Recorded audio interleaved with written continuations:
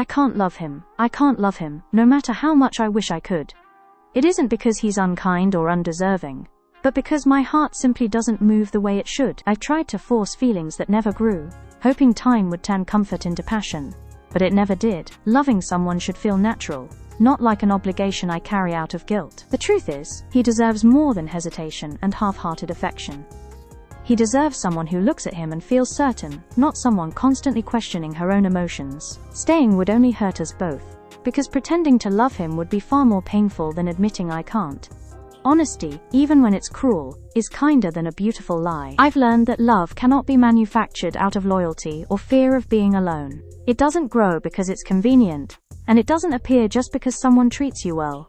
Love is honest, and mine tells me that my heart is elsewhere, even if I don't yet know where it belongs. Letting him go is the hardest part, not because I love him, but because I care enough to stop pretending. Walking away feels like failure, but staying would be worse. Sometimes the bravest thing you can say is not, "I love you," but "I can't."